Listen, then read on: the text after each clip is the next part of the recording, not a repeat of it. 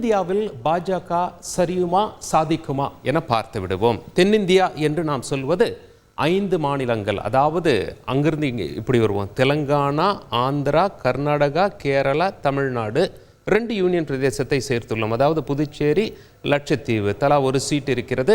அதே போல அந்தமான் நாம் சேர்க்கவில்லை என்பதை நீங்கள் புரிந்து கொள்ள வேண்டும். தென்னிந்தியாவை பொறுத்தவரை மொத்தம் 131 மக்களவை சீட்டுகள் இருக்கிறது.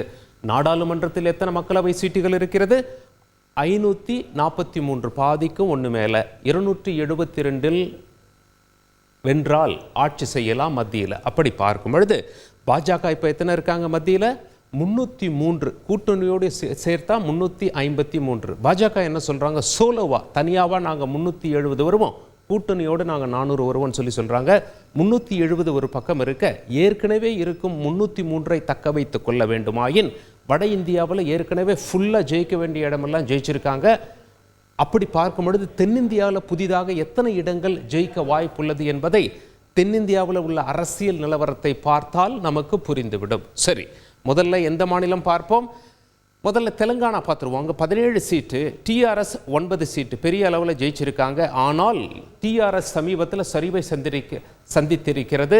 மாநிலத்தில் நடந்த சட்டமன்ற தேர்தல்களில் மக்கள் டிஆர்எஸ்ஸை தூக்கி எறிந்து விட்டார்கள், காங்கிரஸுக்கு வாய்ப்பளித்து விட்டார்கள். அதனால் டிஆர்எஸ்னுடைய 9 சீட்டுகள் குறையுமாயின் அது பாஜகவுக்கு லாபமா அல்லது காங்கிரஸுக்கு லாபமா என்பதை பார்க்க வேண்டியிருக்கும். ஒவைசி என்று ஒருவர் இருக்கிறார். அவர் ஒரு சீட்டு தான். போன தேர்தலையும் அதுக்கு முந்தின தேர்தலையும் அவர் பாஜகவின் பி டீம் என அழைக்கப்படுகிறார். எதிர்கட்சிகளால் வாக்குகளை பிரிப்பதற்காகவே, எதிர்கட்சியின் வாக்குகளை சிதறடிப்பதற்காகவே ஒவைசி வந்து கொண்டிருக்கிறார் மாநிலமாக என்று எதிர்கட்சிகள்லாம் சொல்றாங்க. அதாவது டிஆர்எஸ்னுடைய இழப்பு, இப்போ கட்சியினுடைய பெயரை பிஆர்எஸ் என்று மாற்றிக்கொண்டார்கள். இழப்பு பாஜகவிற்கு எத்தனை சீட்டு போகுது, காங்கிரஸுக்கு எத்தனை சீட்டு போக போகுது என்பதை பார்க்க வேண்டியிருக்கும். ஏற்கனவே மக்கள் மாநிலத்தில் ஆட்சி செய்வதற்கு காங்கிரஸுக்கு வாய்ப்பு கொடுத்திருப்பதனால் நாடாளுமன்றத்திலும் அள்ளி கொடுக்கிறார்களா அல்லது பாஜக காங்கிரஸிற்கு எவ்வாறு மக்கள் கொடுக்கிறார்கள் என்பதை நாம் அங்கு பார்க்க வேண்டியிருக்கும். சரி, அடுத்த மாநிலம் போவோமா? ஆந்திரா 25 சீட்டுங்க. ஜெகன்மோகன் ரெட்டி அங்கே ஆட்சியில் இருக்கிறார். அவருக்கு மக்களவையில் 22 சீட்டுகளை கொடுத்திருக்காங்க மக்கள். சந்திரபாபு நாயுடுவுக்கு 3. இந்த முறை ஜெகன்மோகன் தனியாக தேர்தலை சந்திக்கிறார். சந்திரபாபு நாயுடு பாஜகவுடனும் பவன் கல்யாணுடனும் கூட்டணி அமைத்து தேர்தலை சந்திக்கிறார். இதில் யார் எத்தனை சீட்டுகளை வெல்லப் போகிறார்கள் என்பதை நாம் பார்க்க வேண்டி இருக்கும்.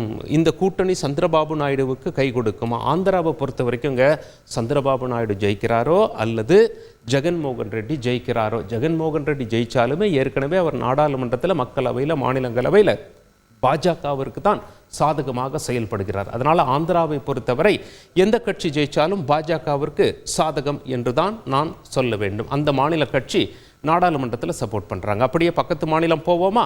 கர்நாடகா 28 சீட் இருக்கிறது. ஏற்கனவே பாஜக 25 வென்று விட்டார்கள். ஒரு சுயேட்சை சுமலதா, அவங்களும் பாஜகவுக்கு தான் சப்போர்ட் பண்ணாங்க. அப்படி பார்த்தா 26. காங்கிரஸ் 1, மதசார்பற்ற ஜனதாதளம் 1. இந்த முறை மதசார்பற்ற ஜனதாதளம் குமாரசாமியுடைய கட்சி பாஜகவோடு கை கோர்த்து கொண்டார்கள். ஆனால் அங்கே ஃபுல்லாக ஜெயிச்சிட்டாங்க. ஏற்கனவே 28 பாஜக 26 கையில் வைத்திருக்கிறது. அப்படி இருக்கும் பொழுது அங்கே மீண்டும் அதை பாஜக ரிப்பீட் செய்யுமா என்பதை பார்க்க வேண்டியிருக்கும். ஏன்னா மாநிலத்தில் ஆட்சி மாறி போச்சு.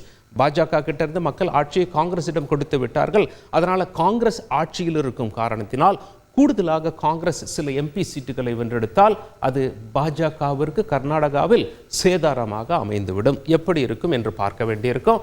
அப்படியே கீழே வருவோம். கேரளா 20 தொகுதிகள். காங்கிரஸ் கூட்டணி 19 வென்றெடுத்திருக்காங்க. கம்யூனிஸ்ட் 1, பாஜக 0. பாஜக கேரளாவில் அக்கவுண்ட் ஓபன் செய்வார்களா என்பதை நாம் பார்க்க வேண்டியிருக்கும். கேரளா என்றாலே அது காங்கிரஸா கம்யூனிஸ்டா என்ற பயங்கரமான போட்டி அங்கே நிலவுவது நமக்கு தெரியும்.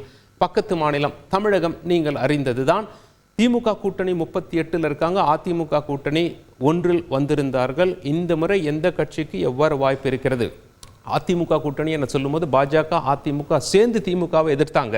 இப்பொழுது தனித்தனியாக திமுகவை எதிர்க்கிறார்கள். திமுகவிற்கு எதிரான வாக்கு சிதறடிக்கப்படுமே ஆயின் அதிமுகவுக்கு கொஞ்சம் போது பாஜகவுக்கு மீதி போது அப்படின்னா அது திமுகவுக்கு சாதகமாக அமையும் என்று அரசியல் வல்லுநர்கள் கருத்து தெரிவித்திருக்கிறார்கள். 39 திமுக எத்தனை வென்றெடுக்கப் போகிறது என்பதை நாம் பார்க்க வேண்டி இருக்கும். புதுச்சேரியில் திமுக கூட்டணி ஒரு சீட், அந்த ஒரு சீட்டு பெரிய மாற்றத்தை ஏற்படுத்த போகிறதில்ல. அதே போல் லட்சத்தீவில் ஒரு சீட், அப்படியே அந்தமான் வந்தோம்னா அங்கே ஒரு சீட், அதை நம்ம இந்த கணக்கில் சேர்க்கல.